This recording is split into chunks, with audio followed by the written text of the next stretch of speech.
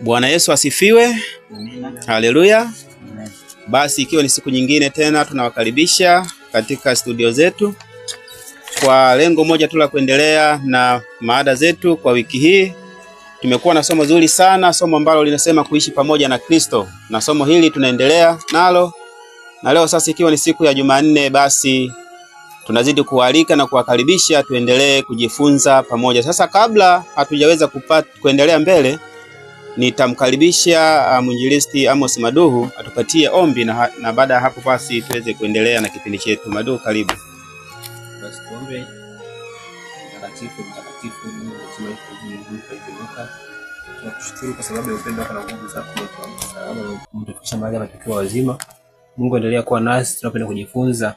Maneno yako yakawe chemchemi kwa ajili ya watoto wako Jehova, Jifahamu na kuyasikia na kuweza kuyaelewa, ili sisi tukajengwe na kila mmoja fahamu maana akaweze kufikia kicho ambacho Mungu tumetarajia kila mmoja aweze kufikia. Baba, endelea kuwa nasi, endelea kututia nguvu.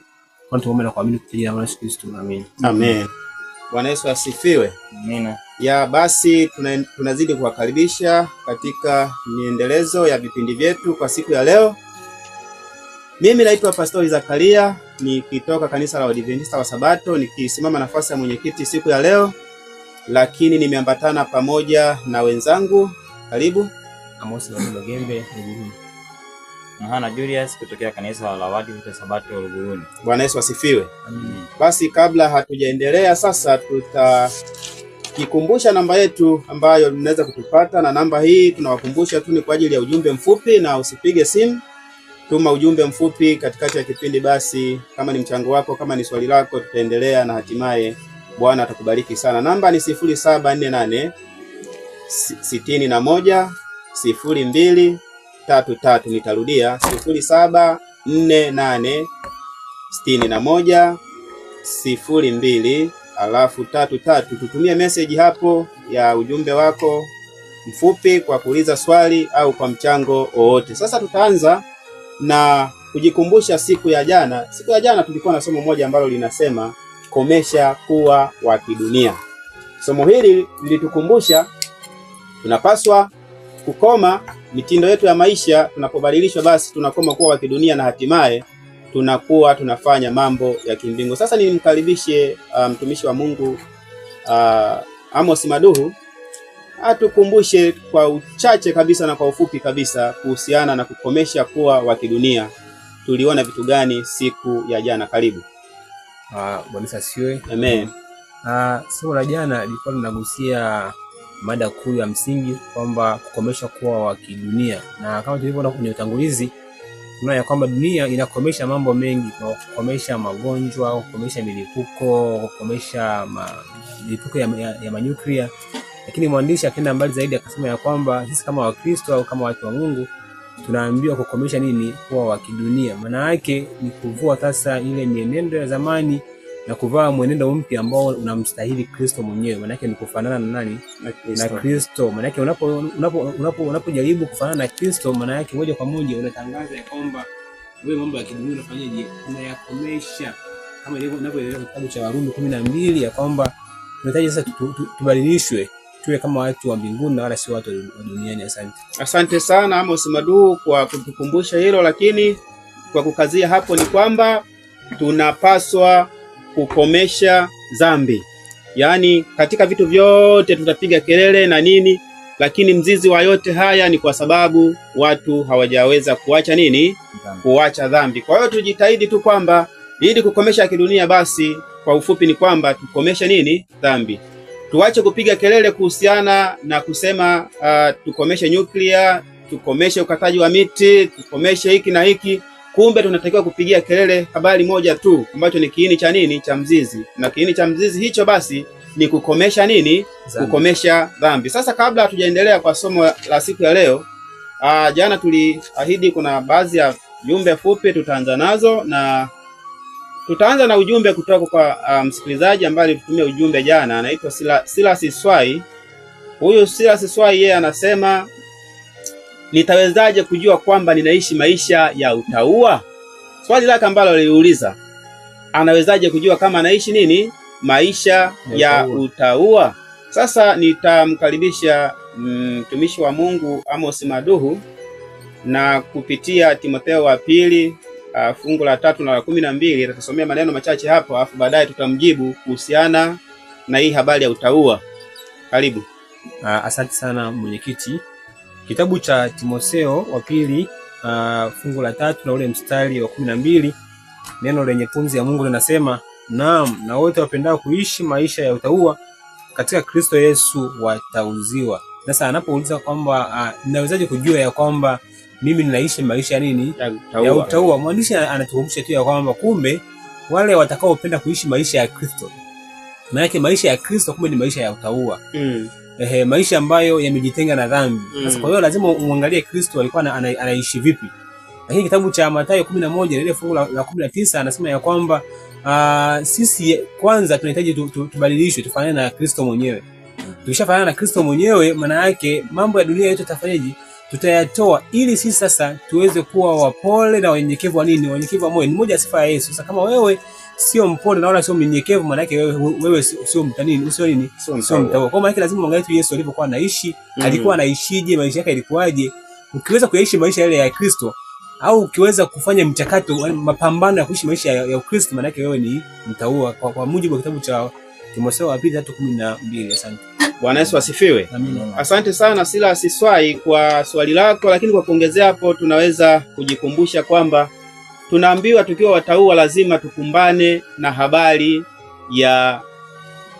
ya kusemwa vibaya, ya kuchukiwa. Kwa hiyo ukishakuwa mtauwa lazima hivyo vitu kama hivyo ufanye nini? Utakumbana navyo, lakini wewe inapaswa ukaze kweli kweli na hatimaye kuendelea kuishi huo utauwa. Sasa nimkaribishe na mzungumzaji mwingine Mhana Julius, karibu kwa maneno machache kuhusiana na hilo swali la Bwana Silas Swai.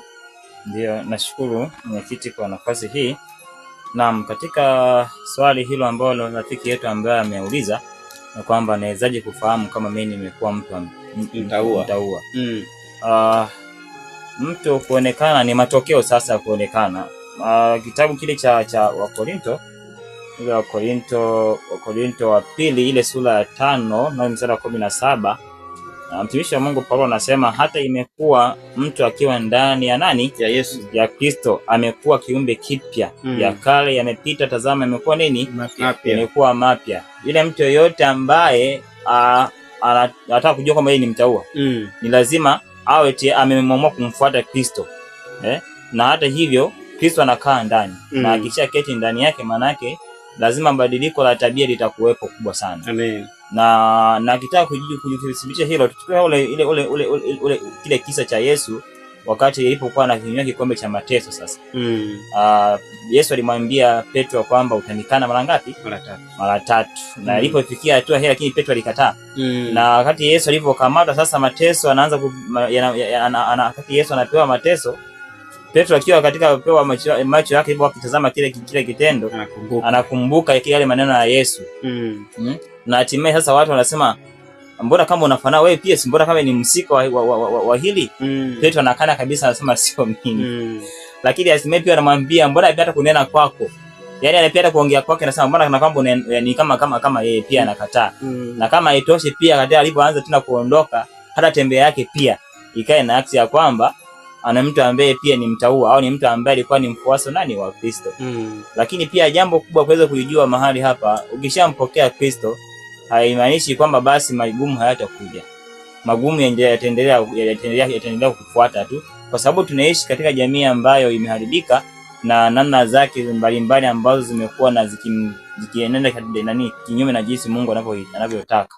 Lakini sasa yeye mtauwa unatakiwa kushikilia ile imani au kusimama katika maagizo ya Mungu. Asante sana. Bwana Yesu asifiwe. Basi na tunatumaini ndugu Silas Swai atakuwa ameridhika na amesikia kila ambacho ulikuuliza kuhusiana na habari ya utauwa. Kwa kweli habari ya utauwa, kujua kama wewe ni mtauwa, ni lazima tu ujivue na mambo ya kidunia na hatimaye kuvaa mambo ya nini? Ya kimbingu. Kwa hiyo ukishayafanya hayo utajua tu, hata usipojua wewe, hata watu watajua tu kubadilika kwa mtindo wako wa maisha, ulaji wako, uvaaji wako, uongeaji wako. Kama ulikuwa ni mtu wa matusi, hauongei matusi, yani unabadilika. Watu watajua tu kwamba huyu amefanya nini? ameshakuwa mtaua. Kwa hiyo kuna vitu viashiria viko vingi ambavyo vinaweza kukuonyesha kujua kwamba wewe umebadilika na umekuwa ni mtaua, na hatimaye uendelee na kila ambacho Bwana amekiweka katika roho yako. Sasa tulikuwa na swali la pili la Bwana Mikaeli Jeremia. Bwana Mikaeli Jeremia alisema, je, Mungu alisahau kama alimleta shetani duniani? Anaanza kwa kuuliza swali hivyo, na anasema kwa sababu anajua sisi hatukuwa na kusudi la kufanya nini, la kuasi, lakini aliyesababisha kuasi ni nani? Ni shetani. Sasa kwa maelezo machache tu tuseme kwamba wote tunafahamu kwamba kuna sayari nyingi sana, na moja ya sayari ambayo shetani aliweza kufanikiwa kuishawishi ni sayari yetu ya dunia hii. Sasa kwa mantiki ya swali la msikilizaji wetu, ni kana kwamba anauliza kwa nini aliruhusiwa akae kwenye sayari nini hii ya kwetu. Sasa kwa sababu alitushawishi sisi na akatuangusha, Mungu hakuwa na njia nyingine ya kumpeleka sayari nyingine ambayo labda haijashawishiwa, haijafanywa nini. Kwa hiyo maamuzi ya Mungu kumleta shetani, kumwangusha chini hapa shetani, kwa sababu alimwangusha kwenye sehemu ambapo ilikuwa ni sahihi, kwa sababu ni sehemu ambapo alifanikiwa kushawishi nini, wakazi wa sayari hiyo. Kwa hiyo sisi kwenye dunia ndio sehemu pekee ambapo aliweza kushawishi na akaja. Kwa hiyo lakini cha kumtia moyo tu na kumtia nguvu katika jioni ya leo, Yesu alikufa kwa ajili ya dhambi yote. Yaani baada ya kile kitendo kilichotokea pale bustani ya Edeni, shetani akafanya alichokifanya, Yesu alikufa, alitufia sisi sote. Haijalishi tunapatwa na tatizo gani, tunapitia mambo gani magumu, lakini kwa sababu Yesu alikufa kwa ajili yetu, awe na amani tu. Bwana Mikaeli Jeremia sasa ana wajibu wa kufanya. Yaani kila kwenye haki lazima kuwa na nini, na wajibu. Kwa hiyo huwezi kuipata tu hiyo haki bila kuwa na nini, na wajibu. Sasa tunajua alirushwa chini hapa akiwa kama ni adui yetu. Kwa hiyo tunapaswa kufanya wajibu wetu ili kumtenga na maisha yetu huyo nani, Ibilisi. Na hiyo ndo wajibu wetu ambao tumepewa sasa katika ulimwengu huu. Kwa sababu haya yameshatokea, Bwana Mikaeli Jeremia asikae na kulaumu kwa nini shetani aliruhusiwa kuja wapi, kuja duniani. Kwa hiyo una wajibu, na wajibu ni mdogo sana, kuyatii tu ambayo tumeamuriwa kufanya nini, kuyafanya. Yaani Kristo alimaliza yote, kifo pale msalabani, alikufa kwa ajili yetu, kwa sababu alijua msalaba ambayo alitubebesha hapa Ibilisi duniani ulikuwa ni mgumu, akaamua kufa kwa ajili yetu. Na sisi kazi ni moja tu, kumfuata na kutii kila ambacho ametuagiza tukifanya, na baada ya hapo hatutakuwa na changamoto yoyote. Siku ya jana tumejifunza tukaona kuna baadhi ya watu ambao walipitia changamoto nyingi, ikiwemo pamoja na Lutu. Katikati ya changamoto ndio wokovu unapatikana. Yaani changamoto ngumu sana, alafu wokovu kwa Lutu unafanya nini? Unapatikana. Katika wakati mgumu sana Ibrahimu, ndipo Ibrahimu anapata msaada mkubwa sana. Kwa hiyo palipo na changamoto, Bwana Mikaeli Jeremia, usinungunike wala usiumie sana. Wewe pambana kikamilifu na usimame imara, na katikati ya hiyo changamoto mbele kuna nuru. Asante. Yaani, na tunaweza kuchukulia tu mfano mwingine. Danieli alitupa kwenye tundu la simba. Lakini anatupa kwenye tundu la simba wakati kuna watu ambao wametengeneza hila, itengeneza sheria ya kumzuia asifanye nini? Asifanye ibada.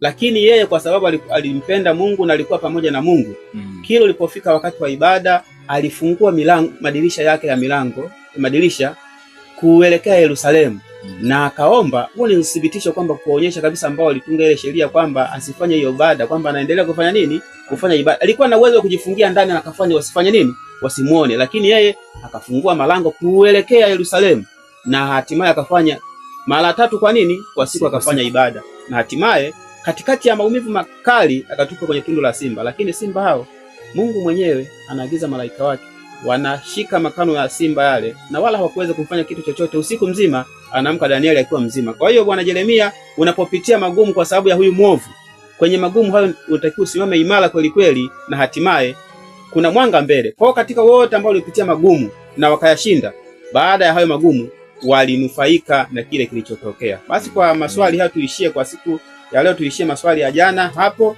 Sasa tuingie kwenye somo la siku ya leo. Somo la siku ya leo linasema unaofanywa upya upate ufahamu. Unaofanywa upya upate ufahamu. Sasa niwakaribishe. Unaofanywa upya ni nini? Yaani unaofanywa upya tunazungumzia kitu gani hapa? Karibuni. Mhana. Naam, asante sana mwenyekiti kwa nafasi hii. Somo letu pia katika siku hii ya leo ni somo zuri sana ambalo pia linatusogeza karibu na msalaba. Kusogeza karibu na Kristo. So linasema unafanywa upya upate ufahamu. Hii inaweza kusema kwamba ni kana kwamba unafinyangwa. Yaani unaweza kutumia tafsiri mbalimbali. Unafanywa. Yaani maana kufanya ni kutengeneza. Yaani Biblia inasema kwamba wakati wa uumbaji Mungu aliumba. Lakini alipofikia katika hatua ya mwanadamu alifanya nini? Yaani kwa viumbe vingine alitamka. Lakini alipofika kwa mwanadamu ilikuwa ni habari nyingine kabisa. Naam, tuendelee. Kwa kumbe katika leo somo hilo tulijikita katika kuona kwamba ni kwa namna gani mtu huyu sasa anafanywa au anafinyangwa. Lakini katika hili tunapoelekea katika muktadha huu ni lazima huyo mtu anayetaka sasa kufanywa upya ni lazima tuangalie utayari. Lazima awe tayari. Naam. Hapo lazima tuende sambamba, mpenzi msikilizaji. Katika somo siku ya leo tutaona kwa namna gani huyo mtu anafanya upya. Katika kitabu kile cha Wakolosai ile sura ya 3 na ule mstari wa 6 nitasoma na kuendelea mbele kidogo. Anasema kwamba kwa ajili ya mambo hayo huja ghadhabu ya Mungu, katika hayo nanyi mlitembea zamani mlipoishi katika hayo. Lakini sasa yawekeni mbali nanyi haya yote. Anaanza kuyataja sasa hayo. Hasira na ghadhabu na uovu na matukano na matusi vinywani mwenu. Anamalizia mstari wa 9 anasema msiambiane uongo, kwa kuwa mmevua kabisa utu wa kale pamoja na matendo yake. Hapa tunaona ni operation, yani ni mchakato sasa. Hapa tunauona mtumishi wa Mungu Paulo anajaribu kuonyesha kwamba yote haya ya zamani sasa inabidi kuyaacha na kuyaweka pembeni. Swala la kuwekwa upya ni maamuzi ya mtu kudhamiria ndani ya moyo wake ya kwamba tabia mbaya na ovu na chafu ambazo alizokuwa akizifanya mwanzo ni kuziacha. Kama pekee ni mtu ambaye alikuwa akifanya matendo ni mabaya, au pekee ni mwizi au utukanaji, tabia kama hiyo ni lazima tufanye nini? Kuziacha. Roho wa Mungu anaingia na tenda kazi katika kwa huyo mtu katika kufanya badiliko ndani na moyo wake. Mungu yuko tayari, Kristo yuko tayari kumfanya kila mmoja kuwa na badiliko, lakini anahitaji utayari tu wa huyo mtu. Ikiwa huyo mtu anapokuwa yuko tayari, badiliko lazima litakuwepo tu. Na ndiyo maana ukirejea katika kile kitabu mtumishi wa Mungu Daudi katika kitabu anasema kwamba Mungu niambie nini? Moyo safi, roho safi ndio tulia nini? Ndani yangu. Mungu ndiye anayefanya huo mchakato wa kuumba au badiliko. Katika siku hii tunaposoma hili somo la kwamba unafanywa upya upate ufahamu, ni kuwa tayari. Na ndiyo maana Daudi alivyoona kwamba ametanga mbali na Mungu na maasi yote aliyowafanya, sawa na uchafu wote aliyofanya, anasema yeye mwenyewe anajisalimisha mbele za Mungu kwamba Mungu tufanye nini? Uniumbie moyo safi. Maana yake ni nini? Hakuna kitu chochote ambacho kinachoweza kuwa msaada kwa mtu. Wala huwezi kusema pengine kwa uzoefu wako, kwa akili yako, au kwa elimu uliokuwa nayo. Hapana. Hii ni jambo ambalo linahitaji msaada wa Roho Mtakatifu na Mungu mwenyewe kushuka. Na kama ni hivyo, unaposadikisha maisha yako ni jambo jepesi sana, lakini pale ambapo unapozitumainia akili zako, Biblia inasema kwamba wale wake tumainia akili zake na nini? Alimtumainia mwanadamu au anayemfanya kuwa kinga yake. Yaani kule katika hali ya kusema kwamba kwa sababu ya mali yako, kwamba kulingana na fedha zako hizo ulizonazo unazifanya kama kwamba ndio kinga zitakazo kulinda. Hapana. Ila pale tunapojishirikisha kwa Mungu au kwa Kristo, Mungu yuko tayari kutusaidia na kutuumbia moyo safi kama Daudi anapojisalimisha kwa Mungu. Na hatimaye ule mchakato wa Daudi kubadilishwa katika moyo au tabia yake unaakisi tabia ya Mungu ndani yake, na hatimaye anatenda kila ambacho Mungu anamwagiza kwacho. Asante sana. Tukiangalia kwenye hiki kitabu cha Wakolosai 3 na ile fungu la 5, kuna mambo ambayo tumeambiwa tukae nayo mbali. Mambo hayo ni hasira, ghadhabu na uovu na matukano na matusi vinywani mwetu. Yaani hivyo vitu tusiwe navyo. Sasa hii habari ya matusi unajua hata jana tumezungumzia. Nadhani imekuwa ni kitu ambacho sasa kwa baadhi ya watu ni sehemu ya maisha. Ni kweli kabisa. Kama jana tulitolea mfano tukasema kwamba ukienda kwenye vituo vya bodaboda, bajaji, daladala, yaani kila mazungumzo yanazungumzwa lazima kuna kusindikizwa na nini? Matusi. Yaani mazungumzo yamekuwa ni mazungumzo ambayo yanaunganishwa na nini? Na matusi. Kumbe haya ni machukizo mbele za nani? Mbele za Mungu. Yaani watu inabidi tujihadhari. Yaani sasa usiwe ni mtindo wa maisha. Yaani tujipange mtu kubadilika. Na kama unataka kuwa mtaua, moja ya sehemu ya kuondokana na habari ya kidunia wewe mtaua ni kuanzia hapa. Yaani uzungumzaji wako, kinywa chako kisitamke nini? matusi. Yaani mwandishi amesisitiza na kusisitiza habari ya matusi kwenye vinywa vyetu, imekuwa ni sehemu ya maisha yetu. Kwa hiyo usishangae ukafika sehemu kwa ukakaribishwa au salamu ya matusi au jambo lolote. Kwa nini? Kwa matusi. Kwa hiyo ni sehemu ambayo imekuwa vijana wengi wakiifanya, lakini hata watu wazima, mtu mzima kwenye kijiwe hicho ni rahisi sana kufanya nini? Kutukana. Sasa kuna maneno kwenye hiyo Wakorintho 3 fungu la 5 inabidi tuyatolee ufafanuzi ili msikilizaji aweze kuyaelewa. Kabla tuanze na neno ghadhabu. Ukisikia neno ghadhabu unaelewa kitu gani? Bwana Amos, karibu. Asante mwenyekiti. Tunapozungumzia neno ghadhabu, maana yake tunalitofautisha kutoka kwenye neno hasira. Tunapozungumzia neno hasira, kwanza kabisa ni maana yake ni hisia ambayo mtu anakuwa nayo ndani ya moyo, na wakati mwingine inaweza ikawa ndogo zaidi ukilinganisha na ghadhabu na namna ambavyo inaweza ikawa. Lakini pia hasira tena hiyo wakati mwingine inaweza ikawa ni ya muda mfupi, lakini ghadhabu ni ya muda mrefu. Lakini hasira yenyewe inaweza manake yenyewe inakuwa haiambatani na hukumu moja kwa moja, lakini ghadhabu inakuwa ina hukumu moja kwa moja. Kwa maana sasa ukijaribu kutofautisha kati ya hasira na ghadhabu, utaviona tu vyote kwamba vinafanana katika hisia, lakini katika utendaji wake vinatofautiana katika ukubwa na udogo. Maanake hii hasira inakuwa ni ndogo, lakini ghadhabu inakuwa ni kubwa zaidi. Lakini pia katika matokeo yake, hii hasira maanake inaweza maanake haiendi kwenye hukumu moja kwa moja, lakini ghadhabu moja kwa moja kwenye nini? Kwenye hukumu. Lakini pia hasira mara nyingi hii huwa inaonekana katika namna ya kibinadamu. Lakini ghadhabu inaenda mbali zaidi katika mambo ya kiroho, katika muktadha wa nani? Wa Mungu mwenyewe. Maana ndio hii ghadhabu tunayojaribu kuzungumza. Kwa hiyo mwenyekiti, nadhani kwa utofauti huo nadhani nikawa nimeelezea kati ya ghadhabu na hasira. Maana yake ghadhabu inakuwa ni nje zaidi, lakini hasira inaweza ikaishia ndani. Asante mwenyekiti. Kwa hiyo wanachojaribu kutuambia Bwana Amos Madu ni kwamba hasira na ghadhabu, hivi vitu vyote vinaweza vikaenda, au kimoja kinaweza kikambeba mwenzie. Kwa maana yake inaanza hasira, alafu baada ya hasira ndani yake ndio kuna nini? Ghadhabu. Kuna ghadhabu. Kwa hiyo hasira inaweza ikafanya jambo lisiwe na matokeo makubwa kama matokeo ya ghadhabu. Kwa hiyo mtu ukisikia mtu amesema kwamba amenijia kwa ghadhabu, ni kwamba amekuja akafanya zaidi ya kile ulichokitegemea kukifanya nini? Kwenye tukio ambalo amekuja kulifanya, au kwamba amemchapa mtoto wake kwa ghadhabu. Ni kipigo ambacho kimepitiliza. Yaani sio kwamba kuonye sasa hapa, yani ni zaidi ya kuonya. Yaani kwamba akafanya nini? Akapitiliza. Hiyo ndio maana ya kuwa na nini? Na ghadhabu. Na tukijifunza kwenye neno la Mungu pia kuna ghadhabu ya Mungu. Pale kila palipoguswa na sehemu yote ikatamkwa ghadhabu ya Mungu, kulikuwa na uangamivu. Yaani ukisikia tu ghadhabu ya Mungu, matokeo yake kulikuwa na nini? Na uangamivu. Kwa maana Mungu anaweza akawa na hiyo hasira, lakini hasira hiyo ikishafikia kwenye ghadhabu, maana yake matokeo yake ni uangamivu. Ukisikia Sodoma na Gomora iliadhibiwa kwa ghadhabu, ni moto na kiberiti ulishuka, kwa sababu ghadhabu ya Mungu ilifanya nini? Ilishuka. Sio kwamba hasira alikuwa nayo, lakini aliwavumilia watoto wake, akawavumilia na tena hasa mwisho ikawa hiyo hasira imeungana na nini? Na ghadhabu, na hatimaye kinachotokea ni matokeo yanakuwa ni makubwa. Lakini kuna neno jingine ambalo tumeliona, nitakuja kwako Mhana. Kuna neno jingine ambalo tumeliona na leo litakiwa tulitolee ufafanuzi: matukano na matusi. Mimi naona ni kama vitu vinafanana. Je, kuna tofauti kati ya matukano na matusi? Mwandishi hapa ameandika kuna matukano, lakini kuna nini? Kuna matusi. Je, maneno haya mawili yanafanana au yana tofauti? Karibuni. Amos Madu, karibu.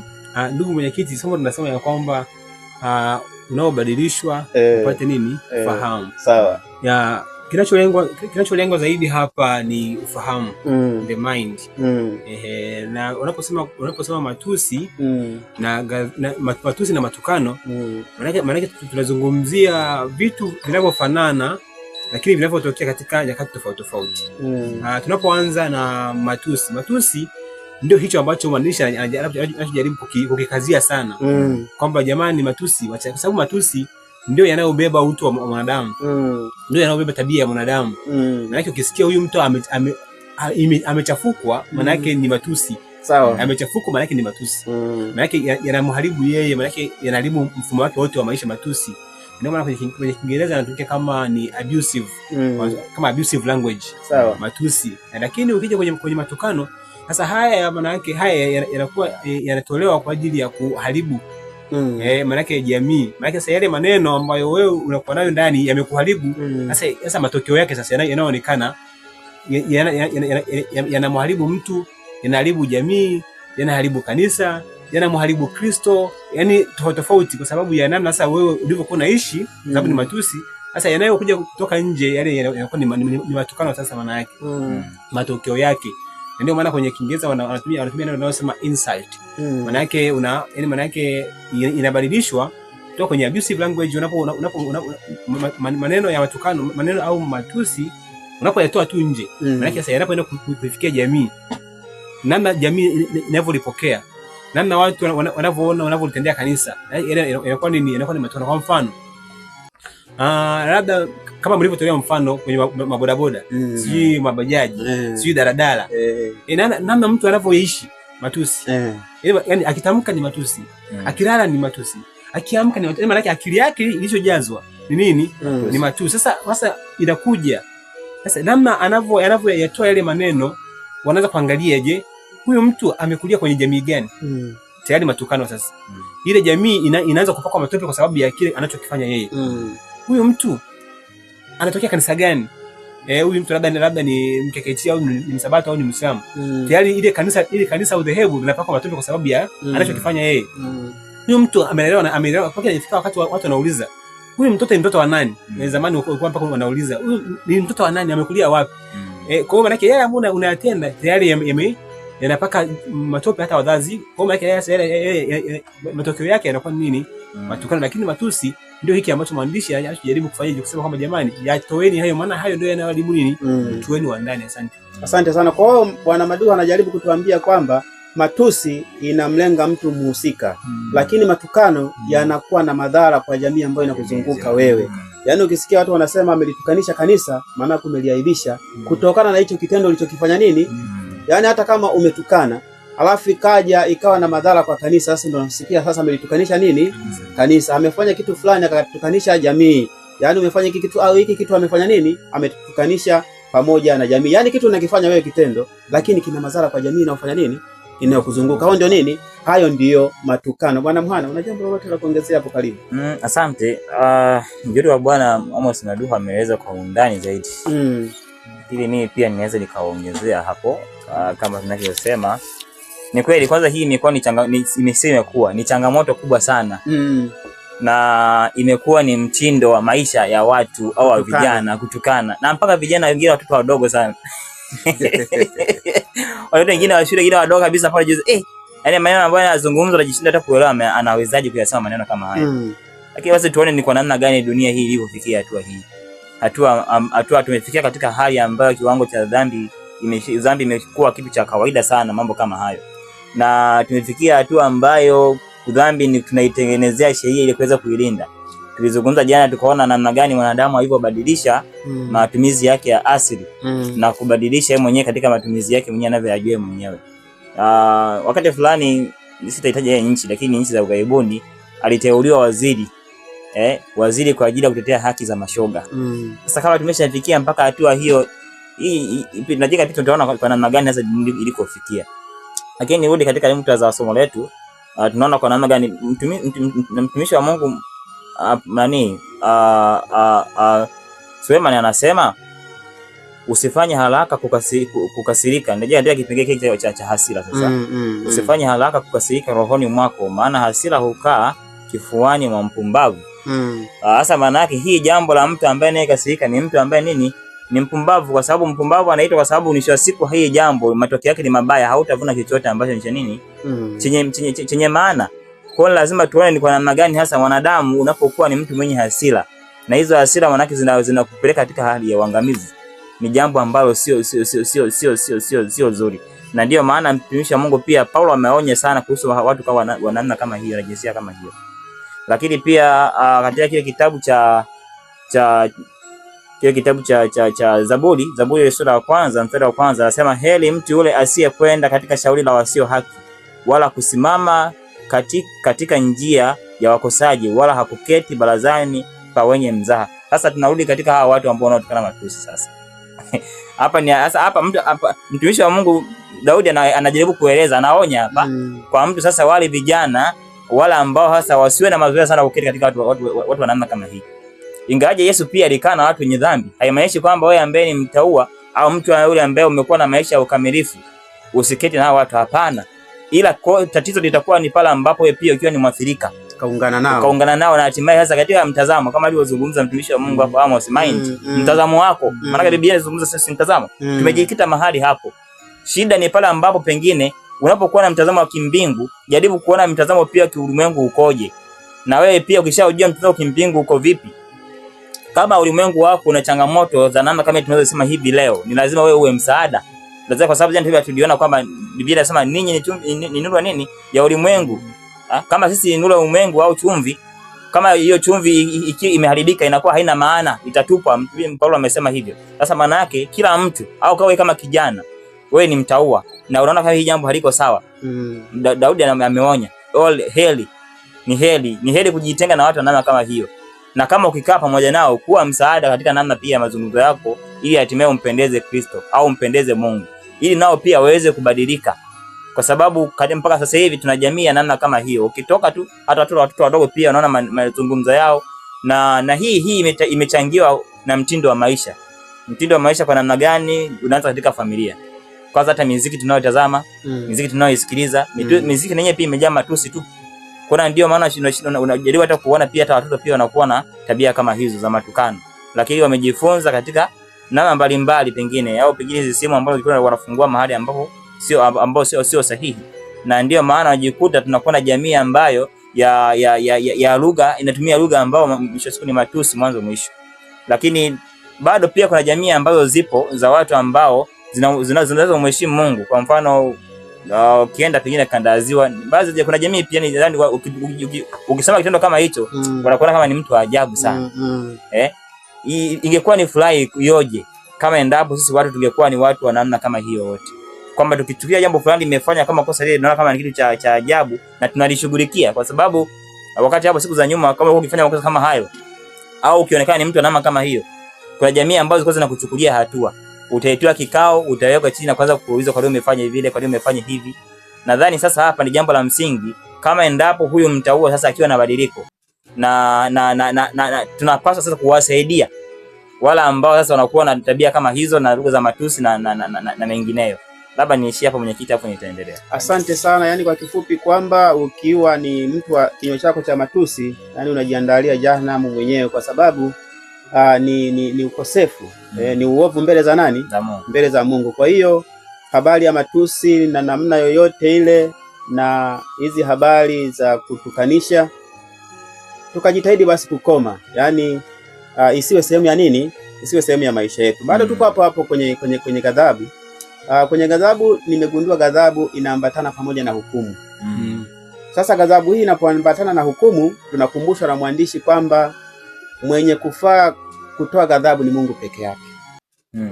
Mwanadamu hana nafasi ya kutoa nini? Ghadhabu, kwa sababu ghadhabu inayotolewa na mwanadamu haina haki ndani yake. Lakini tunakumbushwa jioni ya leo kwamba ghadhabu ya Mungu pekee ndio ina nini? Ina haki. Tunaweza tukatolea kisa kidogo tu kwa habari ya ghadhabu. Pale msalabani palikuwa na watu watatu. Watu wawili na Mwokozi katikati yao. Kuna kisa pale cha pekee kabisa pale. Kuna mtu mmoja ambaye alitambua kosa lake na akaamua kujishusha. Lakini kuna mtu mwingine ambaye alikuwepo pale hakutambua na akaendelea kukejeli. Katika watu hao wangapi? Wawili. Na matokeo huyu mmoja ambaye alitambua nini alikifanya na akaamua kutubu, Mungu Yesu mwenyewe alikubali, akasema atakuwa pamoja naye wapi? Peponi. Si ndio Sasa huwaka najaribu kupiga fikra kwenye maisha yangu. Chukulia mfano huyu ambaye aliahidiwa na Yesu kwamba Yesu atakuwa pamoja naye peponi. Huyu bwana angeamua tu kukiri kimoyomoyo na asitamke hadharani na Yesu asiseme kama amekubali kwamba atakuwa pamoja naye wapi? Peponi, kwa kila alichokuwa toba aliyokuwa ameifanya, akaifanya toba kimya kimya. Naamini wahubiri wote kwenye ulimwengu huu leo, huyu bwana tungemhukumu pamoja na yule bwana mwingine kwamba hao wote ni wa wapi? Wa motoni. Sasa hiyo ndio ghadhabu. Manake ghadhabu sasa ya mwanadamu kuna wakati inaweza katenda sio haki. Kwa sababu kama huyu angeamua kutubu kimoyomoyo na Mungu akapokea roho yake yule bwana pale msalabani, na Yesu asiseme kile, na yule bwana asiombe kwamba kusamehewa pale pale msalabani na kile kikatokea kilichotokea, wengi tungehubiri tukasema katikati ya waovu wawili kuna mtu mmoja ambaye ni shujaa wa ulimwengu huu, Yesu peke yake. Kumbe huyu mwingine angeomba toba kimoyomoyo. Kwa maana yake tunapotamka hayo tunakuwa tunatoa ghadhabu ambayo haina haki. Kwa hiyo tunakuja pale kwenye utaratibu wetu. Usihukumu usije ukafanya nini? Ukahukumiwa, kwa sababu mtu kurudi kwa Mungu ni ndani ya sekunde. Sekunde hiyo ametoka kufanya maovu, amerudi kwa Bwana na Bwana amempokea, Bwana amesahau kabisa, maisha ni mapya. Kwa mimi nikiendelea kuyasema ya huyu mtu, sijajua ndani ya sekunde 3 nilizoachana nazo alifanya maamuzi gani yeye. Kwa sababu nikiendelea kuyahubiri haya sasa, ndio nasema ghadhabu ya Mungu ina haki, lakini ghadhabu ya wanadamu haina nini? Haina haki. Kwa hiyo tunapohangaika na maisha yetu na majirani zetu, tuwe makini sana kuwa watu wa kutoa ghadhabu zidi ya watu wengine, kwa sababu ghadhabu zetu hazina nini? Lakini tumeshauriwa na mwandishi akasema tuwe wepesi wa kusikia. Ndio. Unalisikia kosa mtu amelifanya, kwa mwepesi tu wa kulisikia, lakini usio mwepesi wa kulisema. Ndio mwandishi anatuambia siku ya leo kwamba mtu amefanya kosa.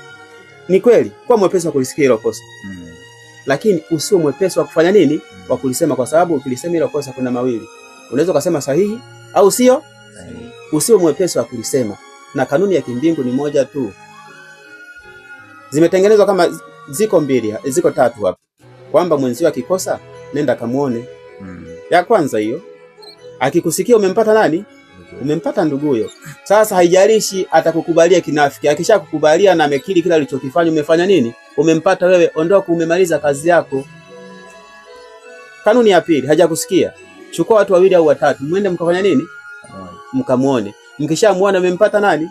Ndugu yenu. Hajawasikia, basi ndio tunaambiwa uiambie jamii au liambie kanisa kwa ajili ya kufanya nini? Ya kumsaidia huyo mtu. Sasa swali ni kwamba mtu anapokuwa anafanya kosa, mimi nikaanza kumtangaza, nimetumia kanuni gani hapo? Kwa hiyo tunakuja kwenye ile ghadhabu sasa ya kutenda haki. Yumkini ningeenda kumuona huyo mtu, kwa nini hiki kitu kimetokea? Huenda kulikuwa na sababu ya msingi kabisa ambayo ya hilo jambo kwa nini limfanya nini limetokea. Lakini ninapoamua kuvaa sasa ule uhalisia mimi, na hatimaye nikaivaa ile ghadhabu na kuamua kusema kwanza ninamtangaza, simsaidii hapo, simsaidii. Lakini kama nikifuata ile kanuni ya kimbingu, ni upendo kwanza, tunasaidiana sisi wote, tuko kwenye dunia yenye nini? Yenye dhambi. Unaenda unamuona mtu na mnakaa naye, mnaomba, unamwambia kwa habari ya 1 2 3, mpendwa, nimesikia, je, habari hii ni ya kweli? Amekubali kweli ni ya kweli, unamweka kwenye mstari, mmeomba, mmemaliza, umempata nani? Umempata nduguyo. Lakini nikianza kumsema tu amefanya 1 2 3 sijamuona, sasa ndio leo tunaambiwa ghadhabu ya Mungu ni ya kweli, lakini ghadhabu ya wanadamu sio ya nini? Sio ya kweli. Na tunaambiwa tuwe wepesi wa kusikia, lakini sio wepesi wa kusema kile tulichofanya nini? Tumekisikia. Yaani umesikia pastori kaiba, kuwa mwepesi kukisikia, ila usio mwepesi wa kusema pastori kafanya nini? Kwa sababu ghadhabu hiyo unayoitoa wewe inawezekana ikawa na haki au haina nini? Na haki. Sasa kama kitu hauna uhakika nacho kwamba kina haki na kile unachokizungumza, tunashauriwa katika jioni ya leo na maandiko matakatifu tusiwe wepesi wa kufanya nini? Wa kutoa ghadhabu zidi ya watu wengine, kwa sababu mwenye ghadhabu ya haki ni nani? Ni Mungu peke yake. Kwa hiyo tujitenge. Mwenzako amekosa, kamuone. Ndio. Ukimpata, shukuru Mungu umempata nani? Nduguyo. Hajakubaliana nayo, chukua watu 2 au 3. Hizo ni kanuni ambazo Biblia imetupatia kabisa na zinasaidia.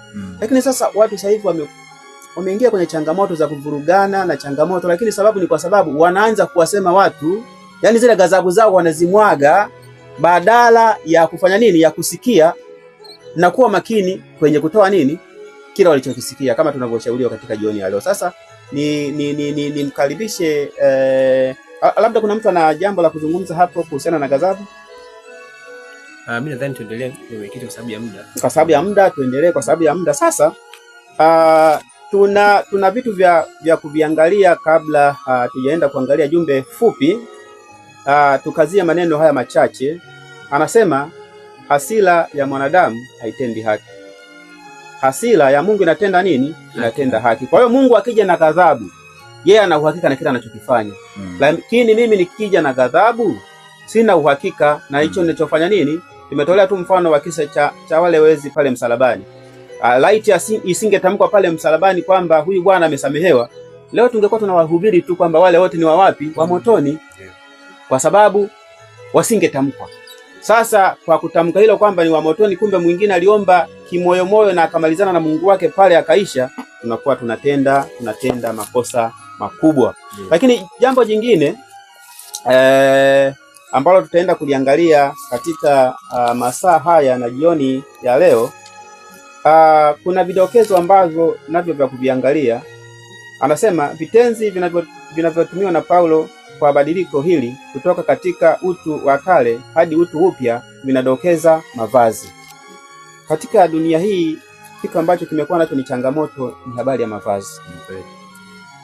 Huyu anazungumzia Paulo hapa, haya mavazi ni kwamba mtu ukiwa na mavazi ya zamani ukivaa mapya, hata muonekano unaonekana umebadilika.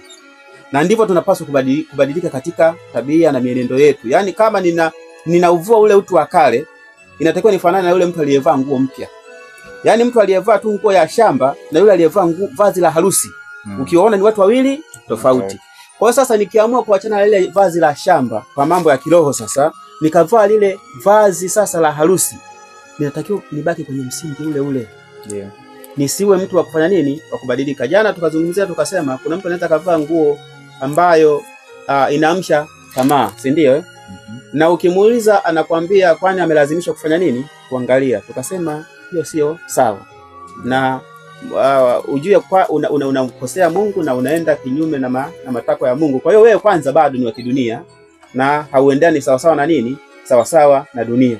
Sasa anaendelea kusema kwamba kana kwamba mtu alivua nguo kuukuu chafu na kuvikwa nguo mpya nyeupe tofauti ya kile kipya, kama hivyo unawekewa anasema kama hivyo inawekwa kuhusiana na agano la kale na agano jipya. Yaani jamani, tuna kwenye Biblia tuna maagano mawili, agano la kale na agano jipya. Yaani sasa sisi tunazungumzia sasa ili agano tulilozungumzia hapa ni kwenye mambo ya kiroho. Kwamba ulikuwa na agano lile la kale la ule uovu, unalivua ile agano la kale, yani ile habari ya mambo ya kale yale, unavaa jipya, agano jipya. Sasa tunatarajia sasa utembee na ule upya, usirudi wapi? Kule. Yani usiwe ni mtu sasa wa katikati. Yani tunasema ukiwa vuguvugu wewe ni hatari sana. Yani bora uchague kuwa baridi au nini? Kwa moto. Yani usiwe hapo katikati, hapo unakuwa unafanya nini?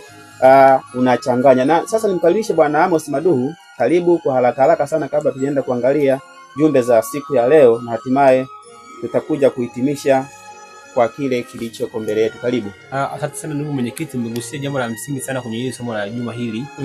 Ya kwamba somo la leo ni kubadilishwa. Maana yake kubadilishwa ili uweze kupata ufahamu. Lakini tunapozungumzia kubadilishwa tunazungumzia katika muktadha wa mambo makuu mawili. Jambo la kwanza tunazungumzia katika muktadha wa kiagano. Lakini pia jambo la pili tunazungumza katika muktadha wa mavazi. Ambayo hiyo kwenye kitabu cha Zekaria 3 na ile fungu la 4 anazungumza juu ya mavazi kama mleteni hapa mumvue mavazi ya zamani, mumvishe mavazi nini? Mavazi mapya. Sasa nizungumzie katika muktadha wa kiagano. Kubadilishwa ili kuweza kupata ufahamu. Kama tunavyojua ya kwamba kipindi cha zamani Wayahudi walikuwa wakitumikishwa sana na sheria, maana yake walikuwa wakienda katika namna ya mwili.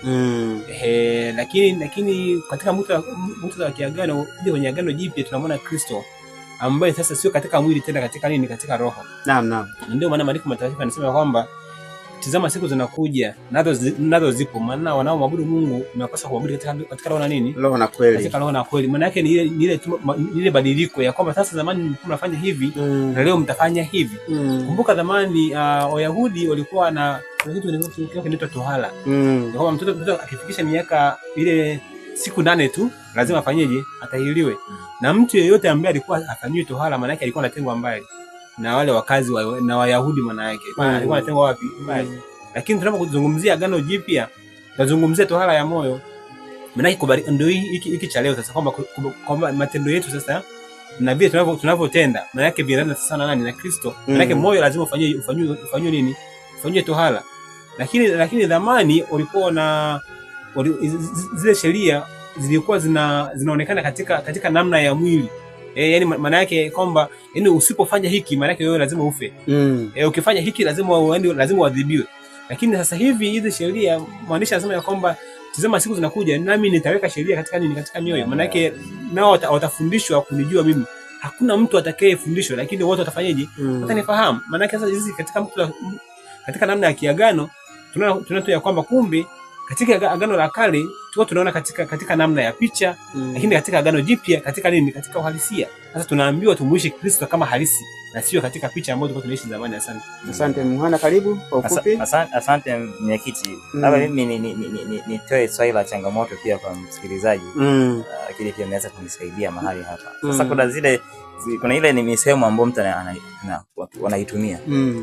Nasema mtu anavaa pengine hata vazi pengine kama pengine ya vijana, ile nguo inakuwa imeshuka chini kwenye makalio, au mwingine anakuwa na pengine kama ni binti anavaa nguo fupi, na kadifana anaenda kapiga kwenye nyumba za ibada au mahali pengine popote ambapo, lakini ukimuuliza atakwambia Yesu, Mungu anaangalia moyo. Mtu kama wewe tunamsaidiaje? Hii imekaaje hapo? Ya, kwa kweli hii haijakaa. Nitakukaribisha Bwana Maduhu. Haijakaa sawa, kwa sababu badiliko linabadilisha kwa ujumla muonekano na kila kitu. Ndio badiliko ambalo tunalizungumzia siku ya leo. Yaani tunafanywa kuwa upya, yani tunabadilishwa. Na badiliko hili tunaweza tukatolea mfano kwenye kisa cha mwana mpotevu. Mwana mpotevu baada ya baba yake kumuona anakuja akiwa na hali ya uchafu, kitu cha kwanza aliagiza avishwe kanzu mpya. Kwa nini avishwe kanzu mpya? Tunataka lile badiliko lilo lilokuwa nalo ubadilike jumla, yani moja kwa moja. Yani huwezi ukasema umebadilika kutoka kwenye ile hali ya kidunia, wakati hali ya kidunia unayafanya nini? Unayatenda. Kwa sababu mavazi utakayokuwa unavaa ambayo yanapigiwa kelele ni mavazi ya nini? Ya kidunia. Kwa nini uvae mavazi ya nini? Ya kidunia. Na kwenye mavazi haya kuna mavazi ambayo yanajulikana kabisa. Ukisikia mtu anasema hata kwenye maandiko yameandikwa mavazi ya kikahaba. Kama yaliandikwa, maana yake kuna mavazi ambayo hastahili kuvaliwa. Sasa kama vazi limetamkwa ni vazi la kikahaba, kwa nini wewe ulivae? Na wewe sio kahaba. Kwa maana yake unatangaza nini? Hutakiwi kufanya nini? Kwa ile habari ya kusema kwamba Bwana Mungu anaangalia badiliko la moyo, haangalii muonekano. Hicho kichaka tuachane nacho. Yaani tusijifiche kwa hicho kichaka, kwa sababu tunakuwa bado tuko kule ambapo tulikokuwa. Yaani wewe ni sawa sawa tu na mke wa Lutu. Yaani umekamatwa mkono na umesaidiwa, umekimbizwa, lakini bado unageuka. Yale tu yanakusababisha unageuka, kwa sababu vile vitu vya kule bado unatamani kuwa navyo, unageuka kuwa nguzo ya nini? Ya chumvi. Na leo mpaka leo tunakusoma tu mkumbukeni mke wa Lutu. Yaani fungu ni fupi tu, lakini mkumbukeni mke wa nani? Wa Lutu. Lakini kwa sababu aliyatamani yale ya kule, hatimaye akafanya nini? Akageuka na akajikuta kwenye changamoto. Sasa kama umeamka kubadilika, badilika. Acha kusema kwamba Mungu anaangalia moyo. Mungu anaangalia moyo, lakini muonekano wako ndio wewe. Tumesema wewe ni barua. Na barua jamani, ikiandikwa ni lazima isomwe. Sasa wewe utakuwa barua gani usiyosomwa? Wewe ni Mkristo, mtu asikuangalia angalie pembeni, yani asikuangalie. Sasa wewe ni Mkristo kweli? Hauwezi kuwa Mkristo. Mkristo wewe ni barua, lazima usomeke, na barua lazima ifanye nini? Isomwe. Bwana Maduhu, kwa ufupi sana, wakati tunaenda kuangalia jumbe fupi. Na ni kweli Mungu anaangalia moyo, lakini sisi wanadamu tumeruhusiwa kuangalia yale ya kwenye moyo katika uhalisia wake. Ndio. Itimisi ya kwamba kama Mungu anayoangalia kwenye moyo na yetu na yale ambayo tunaangalia sisi yako the same, maana yake sasa wewe unachokifanya kiko sawa. Lakini kama haviendani, maana yake wewe bado hauko nini, hauko sawa. Lakini lazima tutambue tu ya kwamba mtu anapokutana na Yesu moja kwa moja anabadilika. Kuna mtu ambaye shakutana na Yesu akashindwa kubadilika. Maana yake sasa huyu anayevaa nguo fupi na huyu ambaye anavaa nguo ya mlegezo, mimi ninaamini ya kwamba akikutana na Yesu hata yeye anayoyasema yanaweza yakawa sio tena. Atabadilishwa na atakuwa ni mtu mzuri na atafanya vizuri zaidi. Kwa mimi ninachoomba tu wasikilizaji ni kwamba waendelee kumjifunza Yesu kupitia neno lake, maana mabadiliko ni lazima tutatokea kwenye maisha na watayaona na mtu mwenye anaweza asione, lakini watu wa nje watafanyaje? Watakuona tu na watajua tu kama umebadilika. Na kile ambacho Yesu anakiangalia kwenye moyo, basi watu katika mwili wataweza kuiona. Asante sana. Yaani na wewe kusema kwamba Yesu anaangalia moyo. Sasa manake watu tusingejua kama umebadilika. Yaani kama ulikuwa na mtindo wa maisha ya kuvaa vibaya, hatuwezi kujua kama umebadilika. Ile ukibadilika, utajua tu umebadilika. Tembea yako, ulikuwa ni mtu wa matusi, utukani tena. Watu tunajua tu. Sasa wewe unasema umebadilika, kinywa chako ni cha matusi. Natoleaga tu mfano kwamba madaktari walio wengi wanajua. Mtu akienda kwenye ule upasuaji mkubwa ule, kuna ile unaita nusu nini? Nusu kaputi ile. Kwamba huenda kuna muda mtu akiamka anaweza akaongea kile alichokuwa anakifikiria kichwani kwake. Sasa wewe kama ni kichwa chako wewe cha kutamka tu matusi, ukipigwa nusu kaputi ile ukija kuamka, hivi unatarajia utaongea nini? Kile ulichoishia nacho ndio hicho utafanya nini? Utakachokizungumza. Sasa watu watabaki tu wanashangaa, huyu jamaa anaongea nini? Kwa hiyo sasa kile unachokiwaza kichwani kwako ndio utamka nacho. Sasa kwa message chache hizi, wakati tunaenda kuhitimisha kipindi chetu, anasema Bwana Yesu asifiwe. Naitwa Rahel Po, naomba mniombee mimi na familia yangu tuimarike kiroho. Amina. Tutamwombea mtumishi wa Mungu huyo. Lakini mwingine anasema watumishi wa Bwana mbarikiwe sana kwa uchambuzi mzuri wa mwongozo wa kujifunza Biblia. Amina. Nipo mbashara kuwafuatilia Festo Mponzi wa Uyole Central Mbeya. Hata jana tulipata message yako Bwana Festo, Mungu akubariki sana. Lakini kuna mtu mwingine naitwa Silas kutoka Mwanza. Huyu tumejibu swali lake. Nadhani jana aliuliza swali na leo tumejibu swali lake. Anasema naitwa Silas kutoka Mwanza Kishiri. Nabarikiwa sana na somo la leo. Mungu awabariki sana watu wa Mungu. Amina.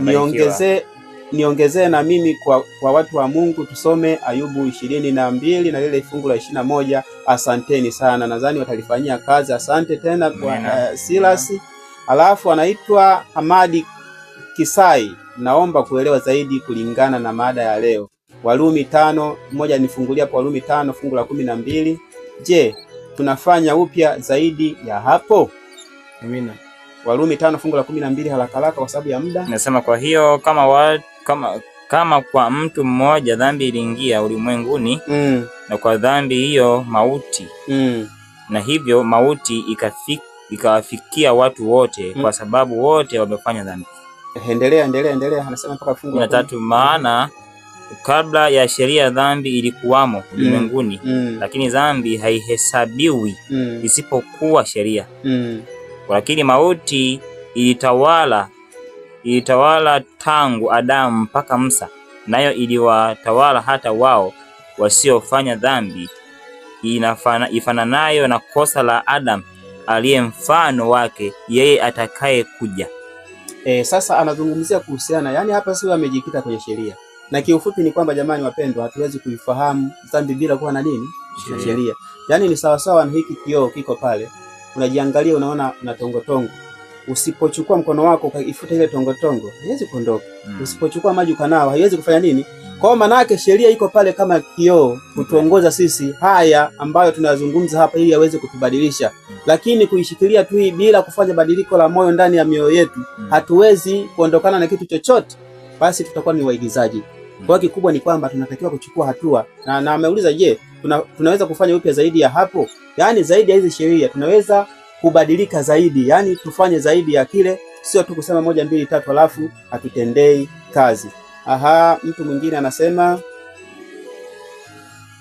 barikiweni zaidi. Naitwa Alfred Kayombo toka Njombe. Amina. Mtu mwingine anasema naomba mniombee mimi Mungu aniumbie moyo mpya. Asante. Hajatamka jina lake. Alafu kuna mtu mwingine anasema naitwa Zakaria Daudi mjukuu wa Yela, napatikana Bariadi Simiyu ndani ya Old Maswa. Wapendwa, kweli neno la Mungu ni tiba haswa. Ukielekezwa na kitabu cha Timotheo wa pili 4 fungu la 16 na 17, kuna watu wametibiwa na wakapona. Bwana Yesu asifiwe. Mungu akubariki sana Bwana Zakaria kwa ujumbe wako mzuri. Lakini kuna mtu mwingine anasema Bwana ni mwema, watumishi wa Bwana. Mungu awabariki sana kwa uchambuzi wa lesoni vyema. Naitwa Peter Joseph kutoka Mvugwe, Kigoma. Amen. Swali langu ni kwamba ufahamu kati ya ufafanuzi waweza kuifafanuaje watumishi? Ufahamu kati ya ufafanuzi, sijamuelewa analenga nini swali lake. Ufahamu kati ufafanuzi waweza kuifafanuaje watumishi? Ufahamu katika ufafanuzi. Sasa ujumbe wake haujaeleweka, analenga nini? Asante sana, lakini anasema watumishi wa Bwana mbarikiwe kwa neno. Mnabarikiwa sana, kwa maana napata kukua kiroho kila siku. Lakini na swali, kuwa wapole, tukiwa wapole sana si ni dhambi? By Edward Kiliba, Mwanza, anauliza swali lake, je, kuwa mpole zaidi si ni dhambi? Sasa huo upole anaozungumzia ni upi? Kwa sababu tumeambiwa tu wapole kama huwa. Hivi huwa ikoje? Sasa huyu yeye anasema ukiwa mpole zaidi si ni dhambi. Sasa upole anaozungumzia kwa mambo yapi? Kwa kigezo kipi? Kwa hiyo ni lazima swali lake litabainishe ni kitu gani ambacho anakilenga. Upole anaozungumzia kwa mambo yapi? Kwa hiyo kwa sababu ana utashi na ana akili, Roho Mtakatifu amuongoze kila anachokilenga basi aweze kutufanyia kazi. Nadhani sasa kwa maneno machache kabisa tunapoenda kufunga kipindi chetu cha siku ya leo, kuna maelezo machache hapa anasema, ili tuende kukamilisha kipindi chetu. Kupata ufahamu wa Kristo kwa njia ya neno lake kuna tufanya upya tufanane na mfano huo huo toka utukufu hata utukufu. Hiyo ni Korinto wa pili 3:18. Hili linatuweka juu ya mipaka yote, kikabila, kijiografia na kijamii. Yaani jamani, tukishabadilishwa tunakuwa na mipaka kikabila, yaani hata yale maisha yetu kijiografia tunabadilika kabisa. Kwa hiyo mabadiliko haya, tukishabadilika, ukikutana na mtu anatokea jamii fulani, mkishaungana mnakuwa jamii hii moja. Ndio uzuri wa neno la Mungu, tunabadilishwa na tunakuwa kitu kimoja. Kwa hiyo somo la jioni ya leo linatukumbusha tu unaofanywa upya. Tukifanywa upya tunabadilika na tunaweza kuchangamana na jamii ya aina yoyote. Sasa kwa machache haya, labda kama kuna mtu anaongezea, baada ya hapo basi twende kwenye ombi na hatimaye tutaenda kufunga kwa hicho kipindi. Ombi. Basi Bwana Mhana Julius, tupatie ombi la kuahirisha kipindi chetu. Na tuombe. Mungu wetu uliye mtakatifu sana, ambaye umeketi katika kiti chako cha enzi, hakika fahamu zetu zimenyenyekezwa miguuni pako. Uwezo wako umetukuka kuliko fahari za ulimwengu huu, nasi pia waja wako twaja magotoni pako tukutumainia na kukutegemea wewe. Tunahitaji msaada, utusamehe na kutusafisha dhambi zetu na makosa yetu yote, na hivi leo ukatufanye wapya sisi pamoja na msikilizaji. Lete badiliko la moyo na tabia katika msikilizaji huyu na huyu mpendwa ambaye pia anatamani kuweza kusikia maneno yako matakatifu. Endelea kutusogeza karibu na msalaba wako kitusaidia, maana peke yetu hatuwezi. Ni kama Daudi anavyosema, Bwana niumbie moyo safi. Msaada unatoka kwako Mungu wetu. Neema yako ni kuu sana. Ingawa kama ungekuwa na hasira basi ungetufutilia mbali, lakini asante kwa sababu wewe ni mwingi wa rehema na mwenye upendo. Mpokee huyu mpendo wako ambaye yuko tayari kusikia neno lako. Na yule dada ambaye ametamani kuombea dhidi ya familia yake iwe na amani, mpatie amani kwa sababu ni mfalme wa amani. Kila mmoja ambaye anapokuwa na kuomba, kwa sababu ni mtawala na mwenye kuvitiisha viumbe vyote katika ulimwengu huu, mpatie sawa sana mapenzi yako. Sote kwa pamoja tushikamanishe pamoja, tukae jamii ya watu wa Mungu, maana mwenyewe amesema kwamba sisi ni uzao mteule, uzao kikuhani, taifa takatifu. Tukiwa ni taifa takatifu, lazima mienendo yetu ibadilishwe na kuwa pamoja na wewe, kuambatana pamoja nawe. Tunatamani kuishi pamoja na wewe, tusaidie sote kubadilisha mioyo yetu na tabia zetu zikafanane pamoja na wewe. Ni imani yetu ya kwamba utatubadilisha sisi pamoja na msikilizaji, pamoja na watu wote wanaotufuatilia, na sote kwa pamoja tukachuchumie wokovu wako, na kuja mara ya pili tukauone uso wako. Tuna imani kwamba utatenda na kuzidi. Ni katika jina la Yesu, amina. Amen.